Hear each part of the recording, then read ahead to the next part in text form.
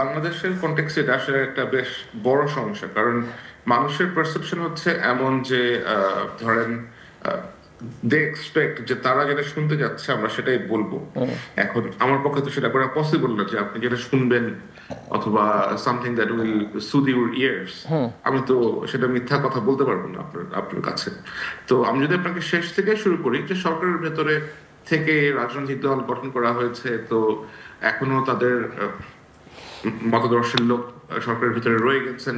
তারা কতটা নিরপেক্ষতার সাথে আসলে আগামী দিনগুলোতে সরকার পরিচালনা করবেন অথবা কি করছেন, সেটা আমার মনে হয় এটা বেশ পরিষ্কার কি হচ্ছে আশেপাশে।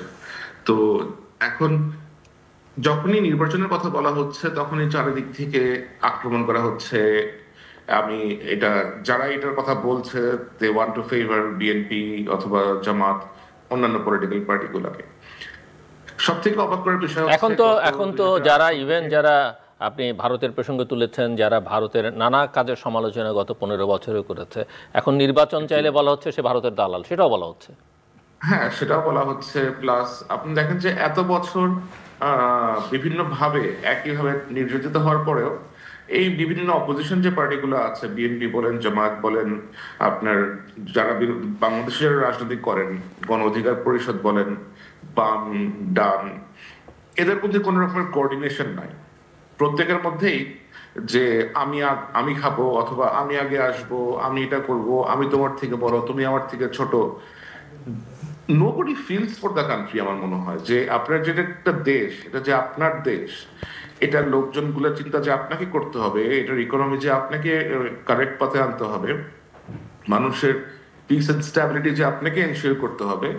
আমি অ্যাকচুয়ালি ঠিক দেখি না যে তারা এগুলা নিয়ে কনসার্ন হয়ে সব ভেদাভেদ ভুলে গিয়ে যৌথভাবে একটা লক্ষ্যের দিকে আগাচ্ছে। সেসব না করে আপনার এ পার্টির লোকজন বি পার্টির দিকে কাঁথা ছুটতেছে, বি পার্টির লোকজন এ পার্টির দিকে কাঁথা ছুটতেছে। নতুন আপনার যাদের রাজনৈতিক প্রজ্ঞা আসলে খুবই নতুন, তারাও এসে আপনার 40-50 বছর বয়সের 40-50 বছর ধরে অভিজ্ঞরা পলিটিশিয়ানদেরকে আপনার একেবারে অ্যাবিউসিভ কথাবার্তা বলতেছে। তো এক্সপেরিয়েন্স ডাজ ম্যাটার। হ্যাঁ, এক্সপেরিয়েন্স, জীবনের অভিজ্ঞতা একটা মূল্য আছে। এই যে আমার টক শোতে আজকে যিনি এসেছেন, উনি তো রাজপথে পলিটিক্স করে আসছেন, উনি অনেক কিছু জানবেন যেটা আমি জানবো না, এবং সেটা আমাকে একসেপ্ট করতে হবে। একটা মানুষ তো আপনি সর্বজান্ত হতে পারবেন, অথবা আপনি ধরেন 25-26 বছর বয়স হয়ে আপনি 70-80 বছর বয়স অথবা 50-60 বছর বয়সের একটা লোকের মতো জ্ঞান রাখতে পারবেন না। অনেক ক্ষেত্রেই আবার হতে পারবেন, সেটা আবার ডিফারেন্ট হবে। তো ওইটা স্বীকার করে নিতে হবে। আর নতুন পলিটিক্যাল পার্টি আসছে এখন, তাদেরকে শক্ত করার জন্য, তাদের অবস্থান দৃঢ় করার জন্য ইলেকশন পেছাতে হবে, এরকম কথাবার্তা বলে যারা ইলেকশন পেছানোর চেষ্টা করতেছে, সেটাও খুব সম্ভবত ঠিক হবে না। একটা পলিটিক্যাল পার্টির আখের গোছানোর জন্য কি একটা দেশ ওয়েট করবে যে আমার ইলেকশন পেছায় দিব সো দ্যাট আমরা আমাদের দলটা ঠিকঠাক করে গুছাইতে পারি? That cannot be done. আরেকটা জিনিস আমি যেটা বলতে চাই সেটা হচ্ছে যে পলিটিক্যাল পার্টিগুলো যে সমস্ত ডোনেশন কালেক্ট করে বাংলাদেশে বিভিন্ন গ্রুপের কাছ থেকে, XYZ গ্রুপের কাছ থেকে, এই জিনিসটার মধ্যে একটা ট্রান্সপারেন্সি আনা অবশ্যই উচিত। এত এত সংস্কারের কথা বলা হচ্ছে, পলিটিক্যাল পার্টিগুলো কিভাবে রান করে এই সংস্কারের কথা কেউ বলতেছে না। This is a very important thing, যে আপনার পলিটিক্যাল পার্টি কার কাছ থেকে টাকা নিচ্ছে। আপনি যদি ওরকম করিম মিয়ার কাছ থেকেও 500 টাকা নেন অথবা 1000 টাকা নেন, you should have that recorded. আপনি যদি কোনো এরকম কোম্পানি না, ধরেন ইয়েলো কোম্পানি অথবা রেড কোম্পানির কাছ থেকে 5 কোটি টাকা ডোনেশন নেন, have that courage to publish ইট। ওটা প্রকাশ করেন যে আমি এর কাছ থেকে 5 কোটি টাকা নিয়েছি, এটা আমার ওয়েবসাইটে সংরক্ষণ করা আছে। So that in the future যখন আপনি গভর্নমেন্ট ফর্ম করবেন, তখন আমরা বলতে পারবো যে আপনি তো ওর কাছ থেকে এত টাকা ডোনেশন নিচ্ছেন, এখন ওকে সবগুলো কাজ দিচ্ছেন অথবা ওকে ফেভার করতেছেন। এই ট্রান্সপারেন্সি এনশিওর করতে আপনাদের সমস্যা কোথায় হয়?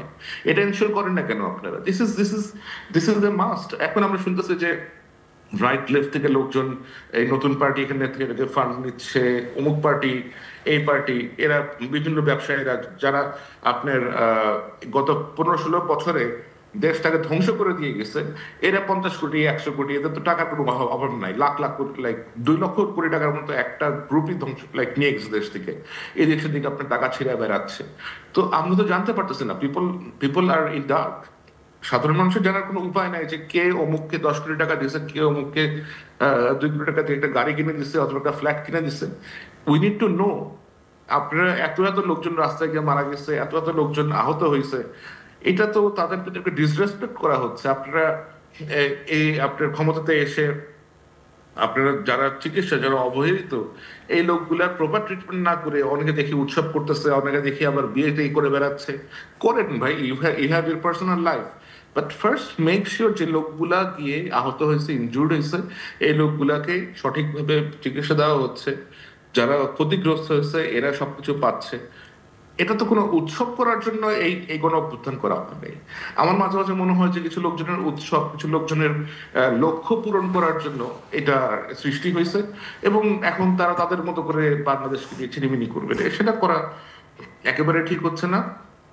আর আপনি আমাকে আরেকটা যেটা বললেন যে ভিতরের থেকে ইলেকশন নিয়ে অথবা আরেকটা এটা হচ্ছে ইতিহাসের কথা বলছিলাম, যে আওয়ামী লীগ যেরকম মুক্তিযুদ্ধকে তাদের নিজেদের ইতিহাস বানিয়ে ফেলেছিল, এখন সরকারের ভেতরকার কিছু মানুষ 2024 যেটা হয়েছে, জুলাই আগস্টে যেটা হয়েছে, এটার মধ্যে বাংলাদেশের সকল পেশা, সকল শ্রেণীর মানুষের সংযোগ ছিল, সবাই মিলেই এটা করেছে।